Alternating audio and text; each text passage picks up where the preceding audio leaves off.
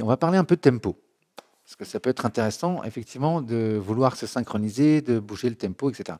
Donc, vous vous souvenez, on a le tempo ici, je suis à 120, ma signature rythmique c'est 4/4.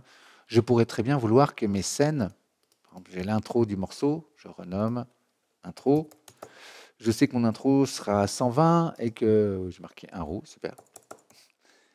Intro, voilà, faut pas aller trop vite. Et en dessous, je renomme, donc CTRL R. Je vais faire CTRL R pour gagner du temps. Et c'est le break, peu importe, c'est pas grave. En fait, l'idée, c'est que je pourrais avoir des BPM différents. Par défaut, effectivement, c'est fait pour qu'on reste à 120, qu'on reste avec le BPM qu'on a calé ici. Mais je pourrais très bien, regardez, je vais aller dans affichage, tempo, ouais, c'est ça, tempo et mesure de scène. J'ai eu un blanc là, voilà, tempo et mesure de scène. Et vous voyez qu'ici, ça m'a rajouté une section où je peux dire que cette scène-là est à 120. Alors, je tape 120, ça va gagner du temps. Et celle-là est à 134. Effectivement, je tape 134.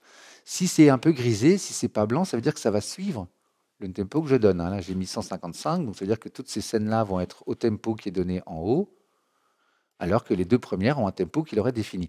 Vous avez compris que ça va marcher pareil avec la signature rythmique. Soit je définis une signature rythmique, soit ça suit le réglage qui est en haut. Dans ce cas-là, c'est un peu grisé. Une autre façon de gérer le tempo, pardon, je crois qu'il faut que je boive un peu d'eau.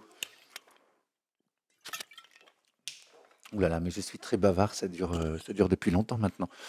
Une autre façon de gérer le tempo, ce serait avec les possibilités de synchronisation qu'on a dans les préférences de live. Ici, Link Tempo MIDI. Vous avez donc la possibilité d'afficher un bouton Link qui apparaît donc ici.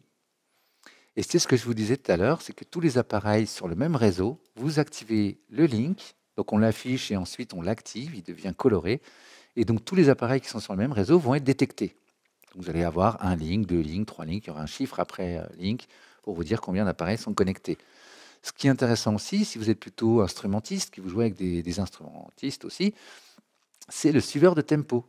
Donc toujours le même principe, on l'affiche. Hein, j'ai le follow là-haut qui s'est affiché. Et je vais pouvoir dire, donc je clique sur le follow pour l'activer, et maintenant il va écouter ce qui rentre dans l'entrée de la carte son. Hein, c'est ça qu'on choisit ici en face du canal d'entrée. C'est qu'est-ce qui va piloter le tempo. Donc c'est le kick du batteur, ça peut être un vinyle, ça peut être ce que vous voulez. Voilà. Et l'idée, c'est qu'effectivement, là, il va essayer de se caler sur ce qui rentre. D'accord. Donc toujours en deux temps. Dans un premier temps, on affiche. On peut afficher les deux, d'ailleurs, si on veut, hein, link et follow, là, vous voyez. Et dans un deuxième temps, on l'active en haut dans la fenêtre en cliquant dessus. Il est coloré, ça veut dire qu'il est activé.